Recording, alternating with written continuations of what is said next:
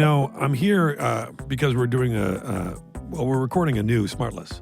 And what you can't see is that every time I say SmartLess, I'm just going off mic on the L into the ESS. So I go SmartLess because it can make you, and you can try it at home. Sometimes that L into the S, you can get a little click into it, right? Like if you say the word models, you want to just go off, or you don't want to explode on your P. You don't want to have the plosions. So if you're going to say that's perfect, what you can't, I just go perfect, just off to the side of the mic, so I don't go perfect. Anyway, we're a little into the weeds. We're a little inside baseball in the VO world, but I tell you what, we are not. We are not afraid to give you an all-new SmartLess. SmartLess.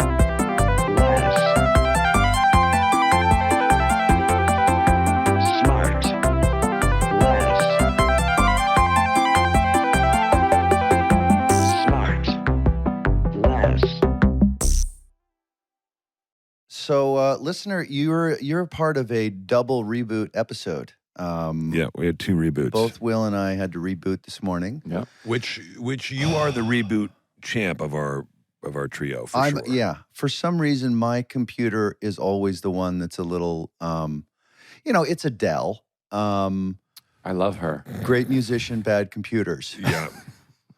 I want to, speaking of great musician, great singers, can I just say that within just recently we lost a great friend, the great Jimmy Buffett. Jimmy Buffett. Yeah. And it was just such a huge loss, and loved the guy, and very close friend of yours. Close friend of the whole family. Yeah, I knew Jimmy a long time. I mean, we weren't best friends, but we were definitely good friends and good family friends, and the kids and everybody. And in my, obviously my heart goes out to Delaney and Savannah and Cameron and my dear friend Jimmy's wife, Jane. Love them all. I'll second that. Yeah, you guys know Jane, just one of the all-time greats. She's great, Yeah, super sad.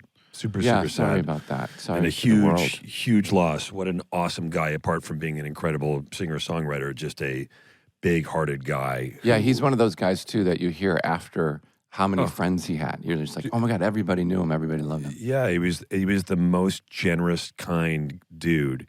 And I have so many memories of him being really generous and kind, not just to me, but to my kids, especially the big kids. Got to spend a lot of time with him. Yeah, just a great example of a person that I'm sure that, since this was tragically not sudden, he had time to review, I'm sure, of how he's used his years and talk about, we're all going, we're all leaving. Yeah. So, what do you do while you're here, and how do you help people and help your family and utilize your uniqueness? There's only one of everybody. So he seemed to really be a poster child for that. Yeah. One of the all-time greats. And so we love you, Jimmy, and we miss you already, but you are not forgotten, my friend. I love that. Yep. So right before we get to our guest, Sean, quickly, how are you finding your first week back from the Tabasco Theater? I mean, are you enjoying being home in L.A., revisiting with your sheets, your pillows? Yes, oh my God, it's so nice. My body still thinks I need to be somewhere and perform, but I'm almost over it. Yeah. They call me, because I know they wanted to do more. They called me and they said, listen, and they said, Sean's leaving, but would you ever consider? And I said, you mean coming to do Oscar de la Vida? And they said, forget it, we got the wrong number. Gosh, that sounds just like Oscar de la Vida. No, I'm good. I'm happy. You mean Mario Brothers? You don't take a lot of adjusting to get back into kind of just doing nothing each day? Actually. I'm pretty tired. I have energy, but my body's You got tired. to the house where your slippers happy to see you? They greeted me with open arms. I put them right on. How's Ricky? How's Ricky doing? Good. Everything's good. It is That's weird. the dog, it's Tracy. Yeah. What's that? I was just telling Tracy that's a dog. But Tracy knows his dog's name. Tracy knows the dog. If there's one thing she's the aunt. Yeah. No, I'm excited. Everything's good. Everything's good. Everything's back to normal. It's like I was gone 2 days. Jason's getting ready for his intro. He's still doing some copying and pasting. No, I'm in a deep sweat here trying to find, because of the reboot, listener. Remember we talked about the reboot? Yeah. I lost my notes during the reboot, but I just pulled them up out of the bin. Great. Guest, you're safe. Okay, guest. Guest. Here we go. Here we go. We got a real superhero this morning, guys. Uh-oh. Our guest today is, without dispute, one of the best athletes the world has ever This is seen. my department. And his sport of football, Oh. he might be the best we'll ever see. Wow. He is the NFL's only 5-time most valuable player. What? He's a 14-time Pro Bowl selection. It's Peyton Manning. He's the first to win a What? Super Bowl with 2 different teams. Yeah, it's Peyton Manning. He's been inducted to the Hall of Fame, and he has more individual records than we got time to mention. It's His Eli's brother. charitable- It's Eli's charitable brother. His charitable and philanthropic efforts are equally impressive with his own foundation and scholarship fund. Having mastered playing football, he now dominates television while also Sean, it's finding Peyton time Manning. to maintain a 23-year But Jason, marriage. this is He's a embarrassing, father Jason. to 13-year-old twins, and he's able to grade papers as a professor at his alma mater. Please welcome Will. Peyton Manning. I mean, come on. The sheriff is here. Hi, As soon as you said 5-time, like, Yeah, obviously. there's nobody left. Yeah. Wow, Oh, did you have it guessed, Sean? I did. Sean had it. quite the intro. Peyton, first of all, I've said this a lot over the years.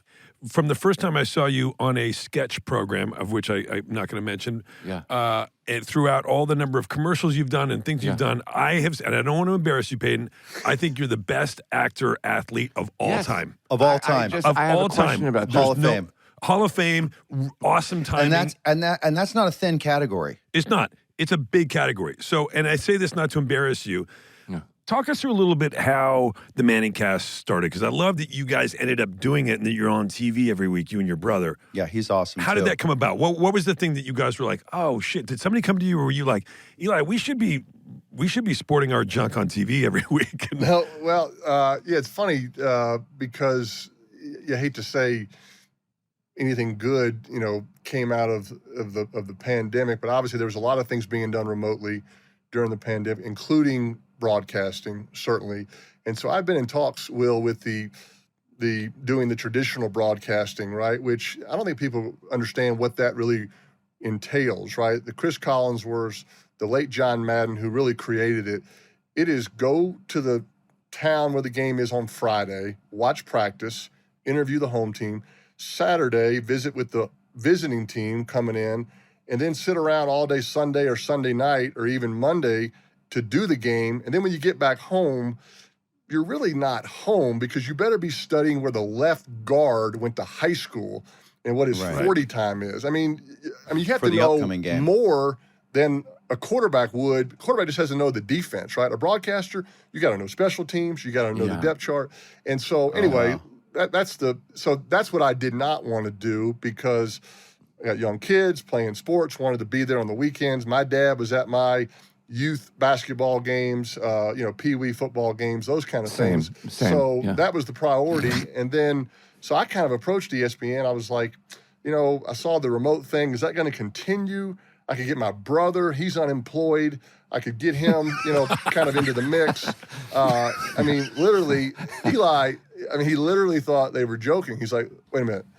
They're going to pay me to watch football with my brother from my own living house in New Jersey. He's like, yes, I know I went to Ole Miss, but I'm still smart enough to know that's a good deal. I will do that. And so Your dad's going to yell at you for that. That's how it, the whole family will. That's amazing. That's how it came about. And so, look, we feel like we are at a bar or on the couch watching the game together, which we would be doing anyway, and the viewer is sitting there with us, and our guest, they have to love football. Will, that's the number one criteria. You got to love football. And what's cool to me. Will called in, right? Like I'm supposed to call in. Yeah, we'd love to have all of it. I mean, now that Sean's an expert, picker on the spread. Yeah, but Peyton, I used to play football when I was a kid. Which is critical to being on it. You have to have played flag as a third grader to get on. No, I was tackle football. Oh, can you tell us about that, Sean? Sean, your dad watched your games. I heard through the rearview mirror, right? As he was driving away. A lot of side view mirror. Rear view. As he was driving away, Sean's dad famously left his family. But Peyton, top speed. What's funny is we started a SmartLess during the pandemic as well, and we can't believe that anybody would want to sit around and listen to us just shoot the shit. It seems ridiculous, even today. Right.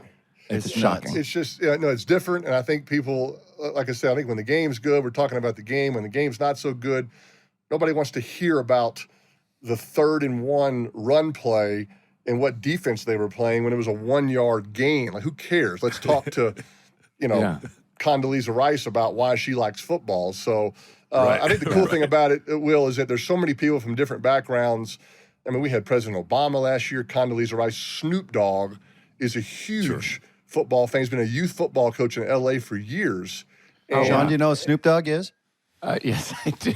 I do know who Snoop Dogg is. Yeah. But, Sean I knows, mean, so it's like it just brings people together, which I think, which is a cool thing about football. And it doesn't matter kind of what your background is or where you came from.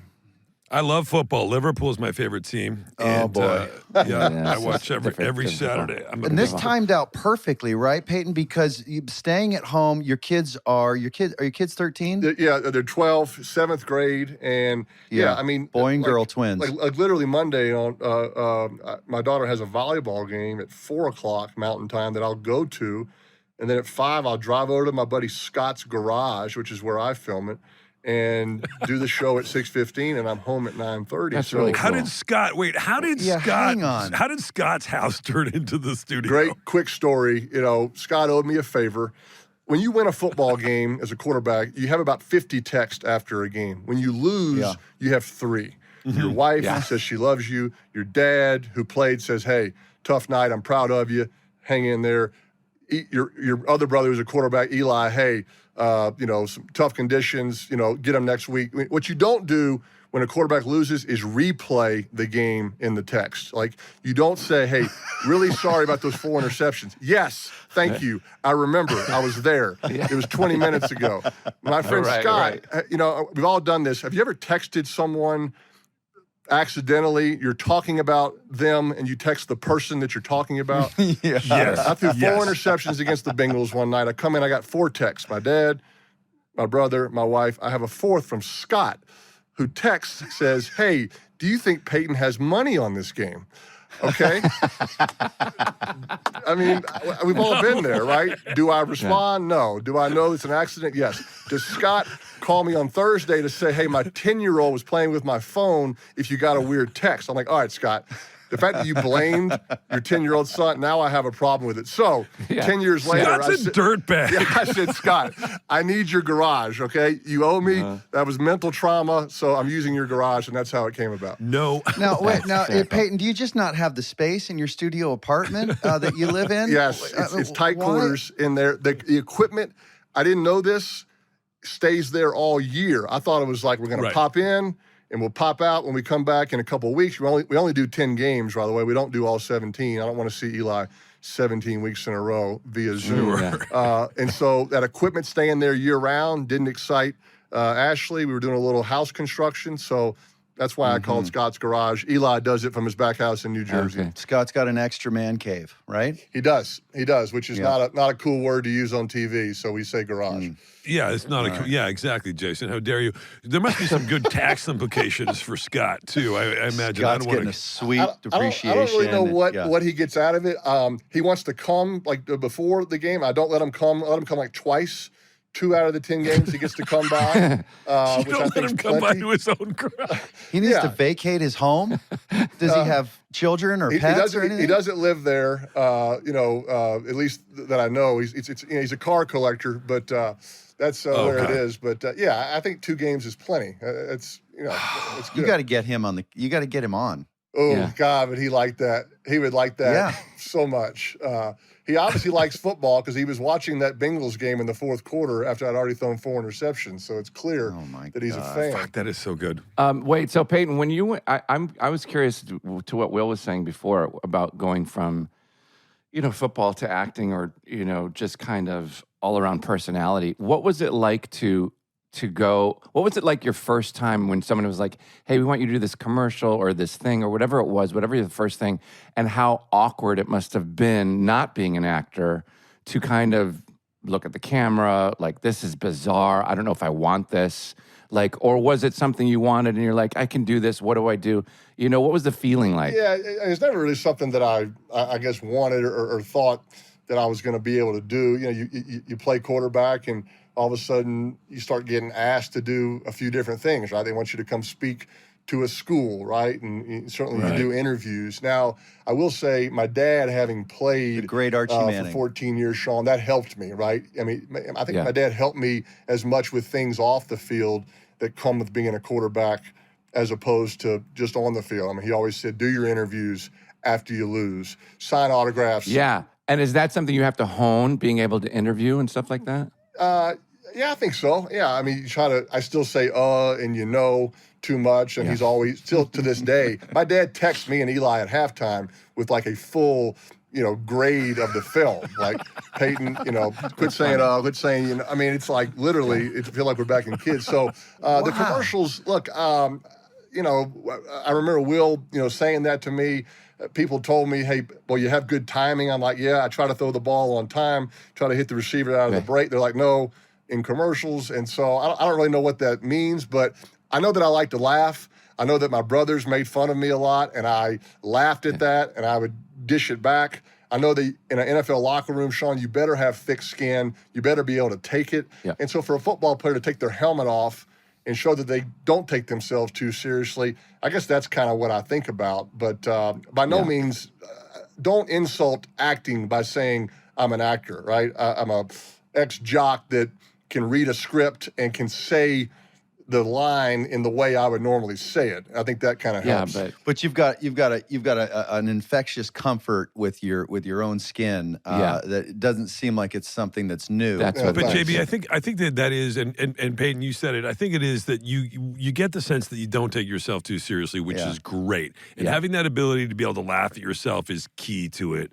especially obviously in comedy. Not that I'm an expert on comedy, but I think that is a big part of it. Also, you're not unused to pressure situations. You've been in a few. Right. So when they go action, you're like, okay, I mean, I'm shooting a commercial or I'm doing a thing that's, I was in the fucking I won 2 Super Bowls. Like, that's a lot of pressure. I mean, the one thing, and like I said, that, football is live, and you mentioned a certain show that, that's also live. And I wasn't necessarily that nervous when I did that because I've screwed up live so many times. I mean, I threw 6 interceptions against the Chargers one night.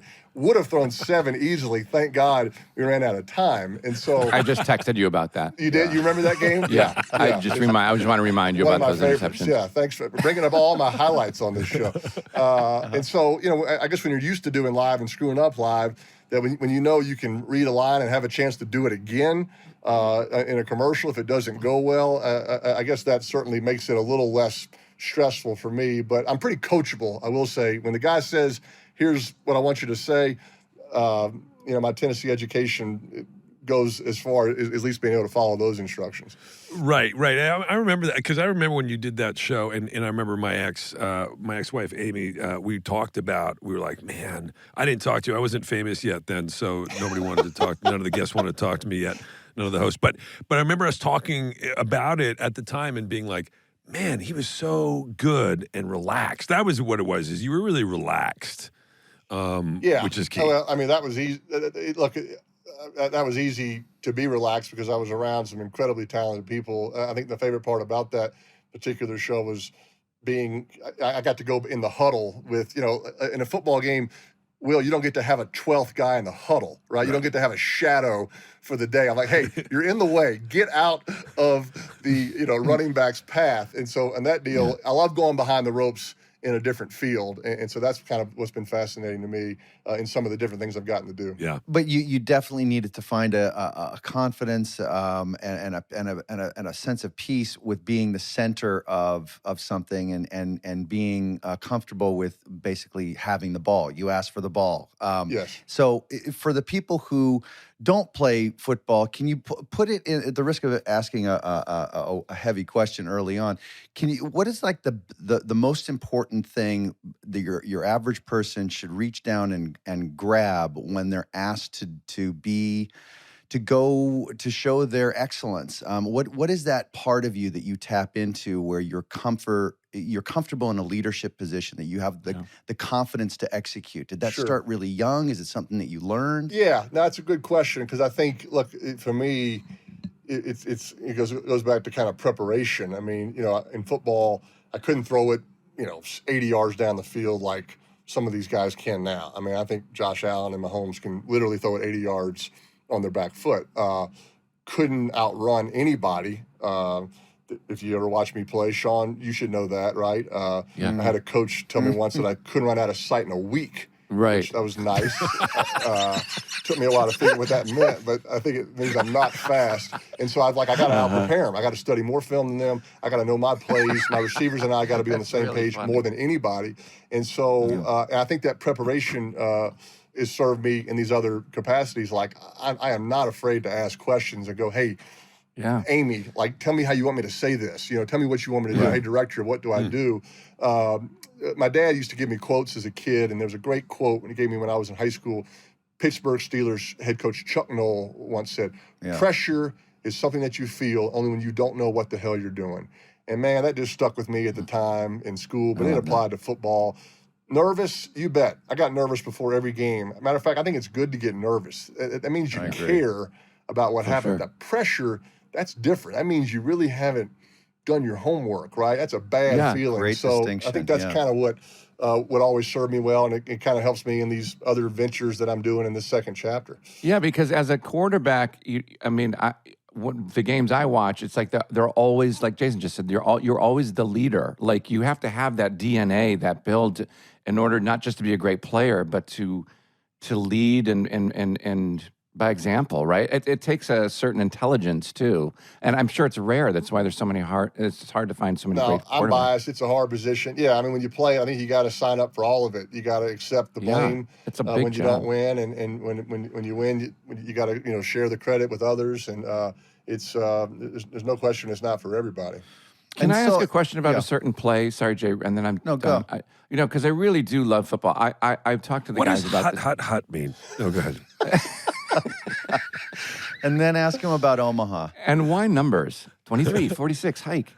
I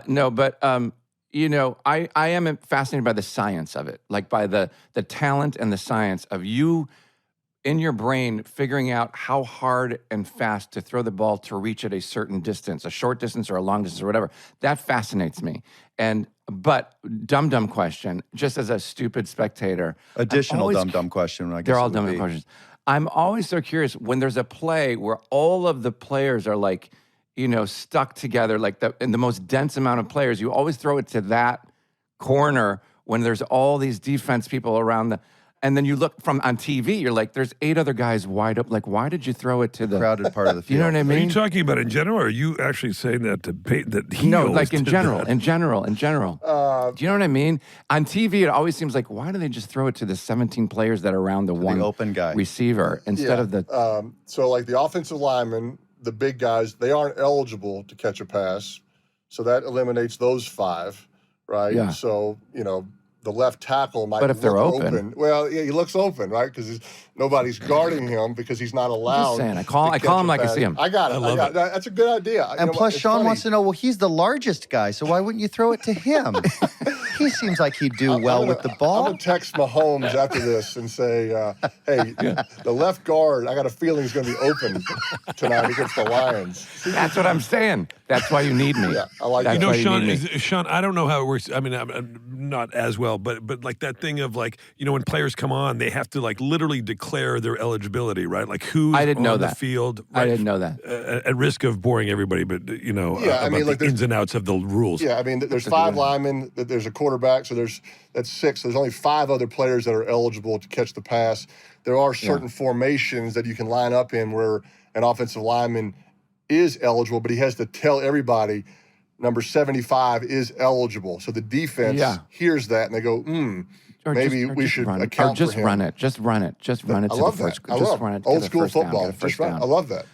Hey, hey, Peyton. So obviously, football was a passion of yours and your dad Archie, who shares a great name with my son, or my son shares with him. But did you name Archie after Archie Manning? I did not. So did you name Archie after the cartoon? Sure didn't. So did you name him after All in the Family? No, man. I named him after a Scottish woodcrafter. I'll That's bet. a true story. A guy we used to know, a Scotsman. His name was Archie. Woodcrafter. I forget what I was Shut going the to say. hell He's a up and craftsman. answer your question. Ask my question, which was, so, you know, football has just dominated your life. It's been, or not dominated, but such a big part of your life. And but I imagine that you're a fan of other sports. And I joked about football, about soccer, that the rest of the world calls football. I love American football. I'm a massive soccer fan. I'm a massive hockey fan because I'm Canadian. What's F1, you're an F1 and of F1? Course. Well, of course. F1. We did a. I don't know if you guys know, but I did in association with Omaha. We did the first one, and we're slated to do 2 more of these Formula One sort of. What do we call them? They're sort of like Manning alternate broadcast, megacast. Yeah, alternate broadcast. Yeah, megacast. Yeah, For Formula One races? Yeah. Oh, nice. Yeah, with me and Danny Ricciardo, and then he went and took a seat. He had car. such a great experience doing it with Will. He went back into racing a week later, which I thought was very telling. You chased him very back telling. into out of retirement. And then he broke his hand. Poor Danny. I actually got to text him back. But what other sport other than Formula One? Do you have a sport that you're passionate about other than football? Golf. I mean, I play golf, certainly. But look, I love sports. I love, I live in Denver, so I mean the Nuggets, the Avalanche. Yeah. So I keep up with all of our local sports. Grew up playing baseball, but golf would be my one, kind of passion. Me and Bateman are looking for a game. He's kind of giving me the runaround on a tee time. No. So Is that true? It's been tough. It's been tough. Listen, come. We'll play. I'll play with you. I'm much freer than Jason Now, is. Peyton, don't you see golf more as a game as opposed to a sport? Do you draw a distinction there between a game and a sport? Yeah. Like baseball, I consider a game, not a sport. Football, I think, is a sport. Basketball, I think, is a sport. Baseball, more of a game. Golf, more of a game. Tennis, more of a game. I've never thought about it. What do you think? way. I mean, the stuff that's a little bit slower, that's a little bit more sort of, you got to deal a little bit more in long-term strategy as opposed to quick turnaround on plays, scoring opportunities. Tennis is a sport. That's Yeah? I think I don't want to play with Jason now after hearing that. Oh, dude. Yeah, can I get out No, of this? I hear you're Dude, pretty he's formidable. he's so intense. We're after this. Sounds we're like in a long pre-shot routine is what it sounds like. Oh, to it's me. a lot of waggles. dude, you have no idea. Peyton, why'd you do it? You know what it's called? He even admits it's called the process. Oh, It's so the process of a shot. Let's put it this Jeez. way. I walk ahead of the group so I can start my process and not suck up any extra You've time. never seen anybody stand over a ball longer before they actually hit, and you think, and as a sportsman, you're going to say, how the fuck can you even make he plays very well, by the way. It's gotten better. Has it not gotten better? It's gotten better. It has gotten better. I think I'd rather watch football with Sean and complain about them not throwing to the linemen than play golf. That's what I'm with saying. Bateman right That's now. what I'm saying. I need a shot clock in golf. I think I do well with Sounds that. like it. You have gotten much better, though. I will say that you have gotten much better. But could you? I hear Peyton with if you're a 4 handicap, you have 4 swing thoughts. If you're a 20 handicap, you got 20 swing thoughts. So I think I've become a little bit better in golf, and so my checklist is smaller. Would Jason, what are you playing at right now, Jay? My handicap? Yeah. I'm like what am I, an 11 from the Blues at our place? So it's like a 7 index. Yeah. 25 words or less. What's the handicap? Thank you. Jeez. I mean, It's unbelievable, isn't it? It's unbelievable. Jason, you know how he was saying sport in a game? Jason's questions are a game, I know. not a sport. I just love the sound of my voice so much, you guys. I would love being a quarterback just so I could yell and everyone in the stadium's listening to me. Speaking of which, I bet you've answered this question a million times. I want to know the relevance of Omaha as your audible call. And then also I want to hear what just an average play sounds like in the huddle. Okay. Just tell me what that sounds like and then tell me what it all means. What it means, Let's go with the huddle call first. Perfect. All right, here we go. Let's go explode to gun, double right flip zebra, scat left, wide drag, F hook, F trail, alert, 52 sprint jaw easy on 2-on-2. Ready, break. God. All right. damn. Come on. So we're going to explode means we're going to start in a kind of a tight formation. We're going to explode out to the different formation, right? We're going to make the defense react, right? Before the snap. Before the snap, right? We're going to shift, Yeah. right? Gun, shotgun, right? Yeah. Double means we are going to be in a 2 guys on each side formation, double, right? Trips would be trips to one side, double. We're going to go double right, which means the tight end's going to be on the right, but we're going to flip it, and we're going to put the guy who should be on the right with the tight end, he's going to flip to the other side, which is actually going to form a little bunch on the left. We're going to go zebra. He's going to go in motion. Zebra's going to tell him to go in motion. Zebra's going to tell the Z to go in and back out. There's zebra motion, right? A little eye candy for the defense, right? Scat left is the pass protection. And that'll show you what the defense is based on how they react to the motion. That's exactly right. If the cornerback runs with the motion, that tells you it's man to man. If they just kind of bump over, that tells you it's zone. It's called a pre-snap indicator. Scat left is the pass protection. Let's see. Wide drag is telling the wide to run a 5-yard drag across the field. X hook, 12-yard hook by the X. F trail is the F's going to run a little angle right out of the backfield. It's a fullback. To the running back, the guy in the backfield. And then alert, 52 sprint jaw easy is if the defense is playing soft zone and you don't like it, you go alert, alert, alert. You've seen Tom Brady. He always says alert, alert, alert. He points to his head. You're going to go to the second play. You're going to run this draw play to the right to take advantage of the defense. On 2, it's going to be not on 1 and not on 2. Not on 1. It's going to be on 2. And then you're ready to break. And so that's when the snap comes. So and then cool. what if you what if you yell Omaha at the line? That says an audible. And how do they know what that new play is? Exactly. So Omaha was really the word that meant we had changed the play. When you audible, Jason, it's usually with like 6 seconds left, right? Because the defense is disguising, they're showing blitz, they're not going to blitz. All of a sudden you're like, they're not blitzing. Okay, I want to go to that second play. So I'm going to say alert, alert, alert. And I don't have time to go through a rhythmic cadence, which Sean alluded to earlier with the colors, right? Blue 20, hut, hut is a normal cadence. You don't have time to say that with 6 seconds left. So you go alert, alert, alert, Omaha, set hut, right? It tells everybody, he's gone to that second play, and there's just a few seconds, and now we're going to snap the ball. That's fascinating. And you called a second play in that huddle as well, right? We called the second play in that huddle, and that's all we did. So I was saying Omaha every single play. So that's how it kind of got connected with me. The microphones got turned up louder, and you start a production company, out of that because of an audible. So it was a chain reaction. I think about yelling Ozark. I think that would have popped through a little bit better. It's funny. It's funny you say that because it's a good way to get your show, your business, viral marketing. If you can get it into a quarterback snap count, 3 syllables is kind of what it needs to be. It's rhythmic, right? Ozark would be jerky, right? And somebody might flinch. It is. Well, it was filled with jerks. It was filled with jerks. Will Arnett has got a good little, flow to it. So nice. What about what we're going? Audi e-tron. Audi e-tron. Audi. Sure. I don't know if that sounds so forced. GMC, professional. We are professional grade. We are professional grade. You know what the other thing you could have just said, It's your JK, journey. JK, like just kidding about the first JK, JK, JK. And that means you. Wait, I would kill. First of all, I would kill to write the new lingo for the huddle. I would kill to write those words. Hey, do you hear about Sean's new gig? It would start with, okay, ready? Do you guys hear about Sean's new gig? It's fucking crazy. I write lingo for the huddle. It'd start with, okay, guess what? Or here goes. Here goes. We got 2 jobs in a cuff on the side with a lemon And twist. instead of Let's hut, go. hut, hut, it would be 5, 6, 7, 8, and then they would snap it. Okay, so wait, Peyton, Chin, that blows my chin, mind. All that stuff. Chin, chin. Chin, chin. Chin Chin. Chin Chin's a Chinese restaurant that Sean has basically drained. You got a charge card at. I got a free gift card there if you guys want to go.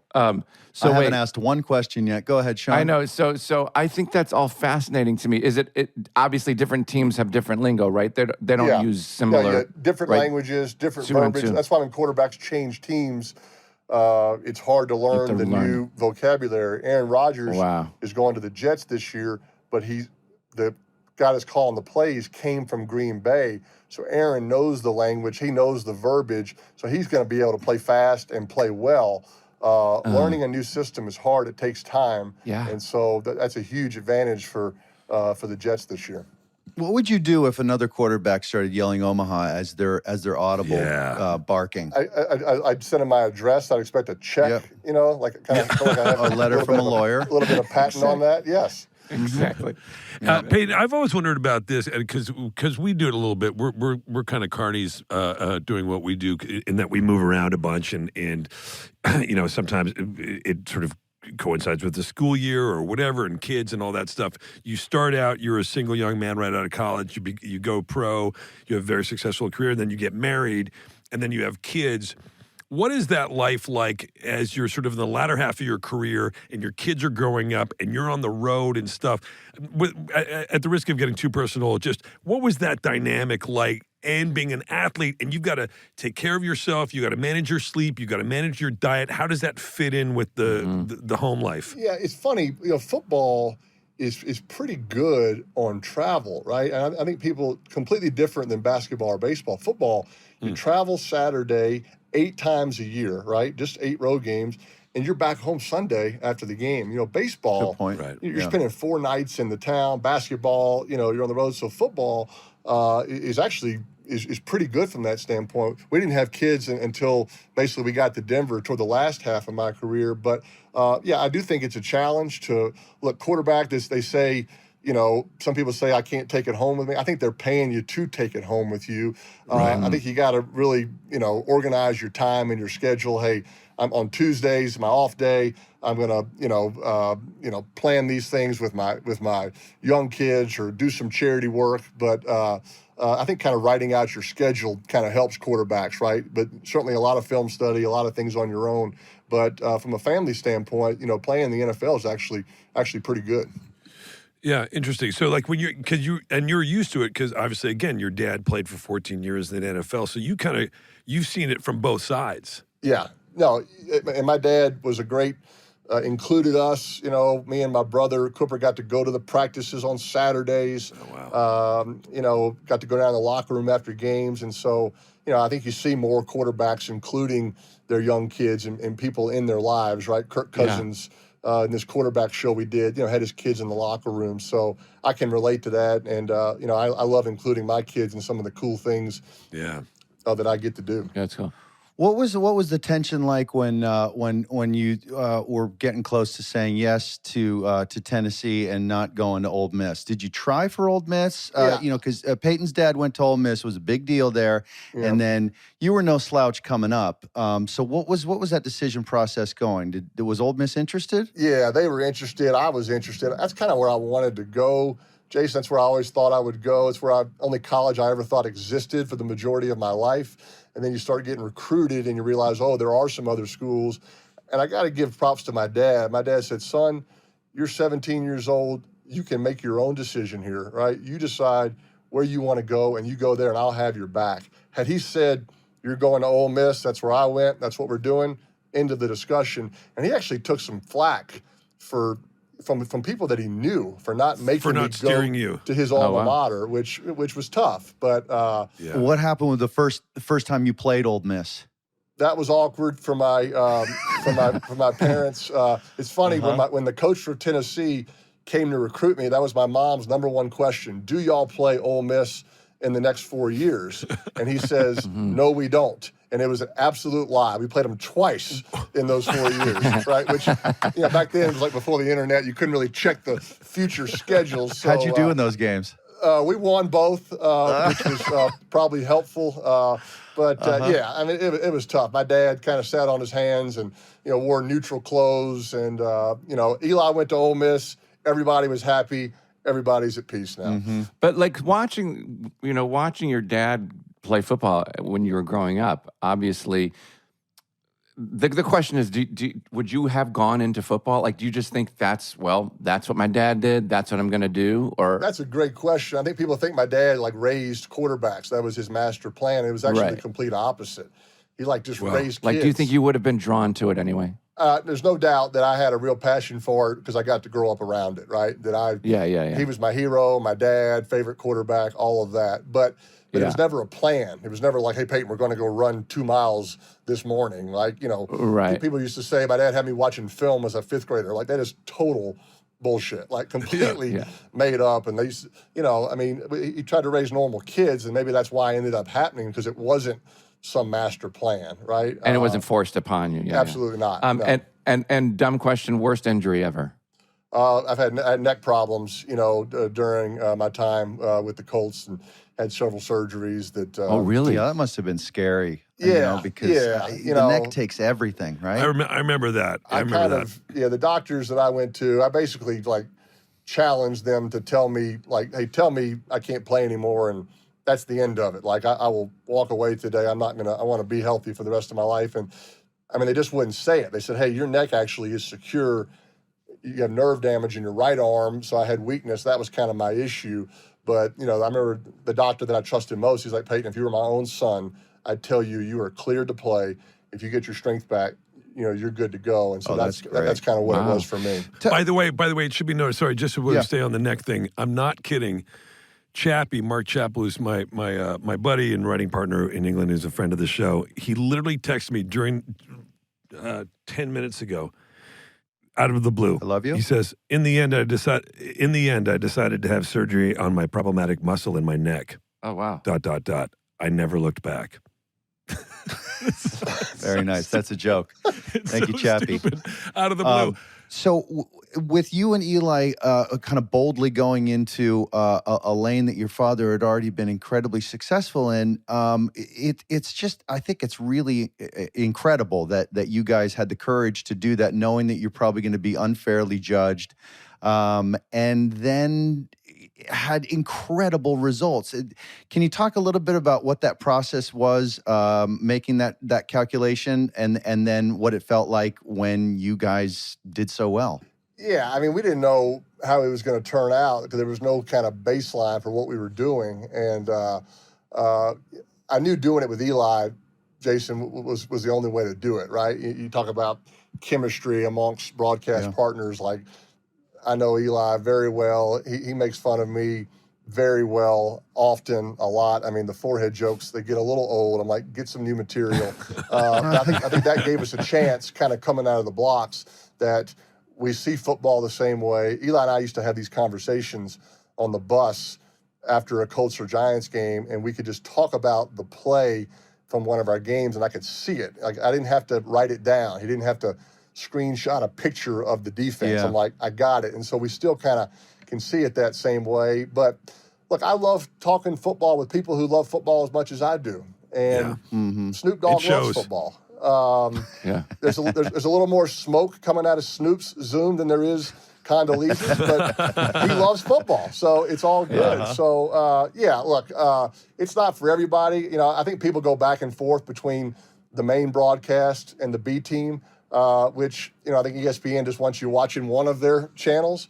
But I think the one thing is clear that Eli and I are having fun doing it, and so I think if they see us having fun, maybe the viewer has fun as well. So maybe that's why it's worked. But sure, it's great. It's a fun way to stay close to the game, and he and I like celebrating the positive accomplishment. We're not looking to rip anybody. We'd rather say great play by the defensive back as opposed to what a horrible throw by the quarterback, because we've been there, right? We've thrown all those interceptions.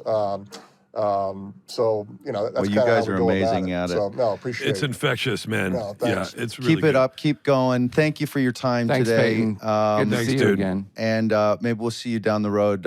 You can watch my process up close and my incredible waggle. I can't wait. Thanks for having me, guys. All right, Peyton. Thanks, Peyton. Thanks for Thank you, coming. Peyton. Very kind of you. All right. Bye, buddy. Right.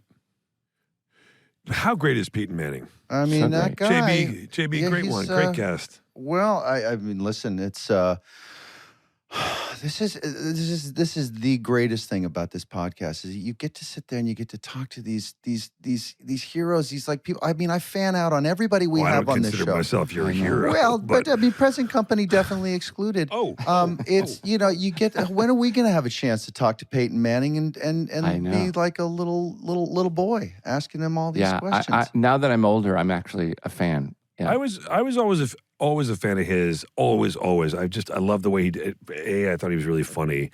But B, I love the way he played football.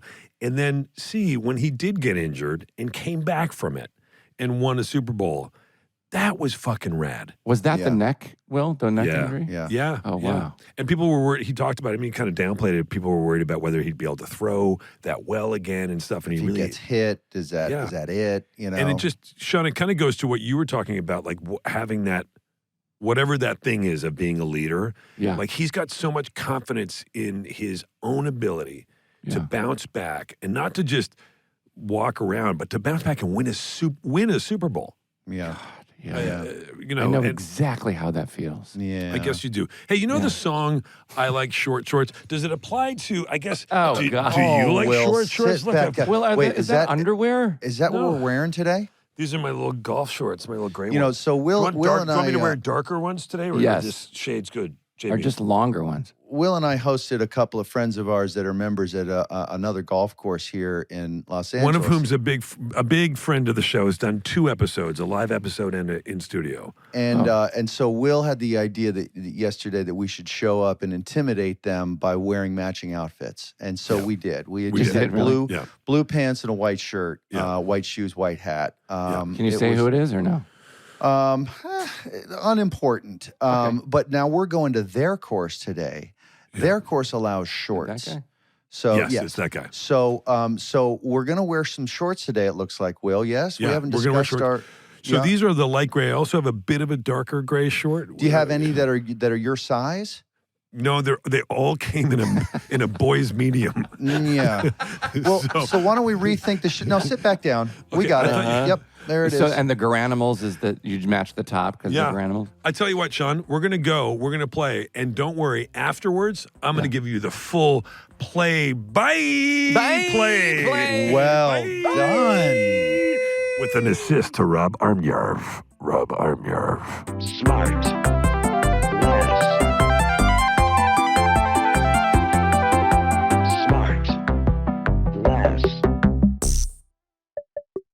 SmartLess is 100% organic and artisanally handcrafted by Michael Grant Terry, Rob Armjarv, and Bennett Barbaco. SmartLess. Every big moment starts with a big dream. But what happens when that big dream turns out to be a big flop? From Wondery and At Will Media, I'm Misha Brown, and this is The Big Flop.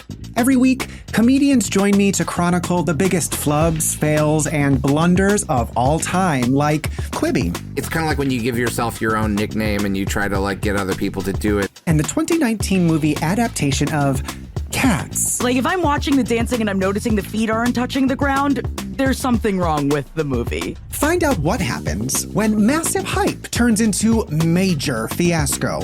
Enjoy The Big Flop on the Wondery app or wherever you get your podcasts. You can listen to The Big Flop early and ad-free on Wondery Plus. Get started with your free trial at Wondery.com/plus.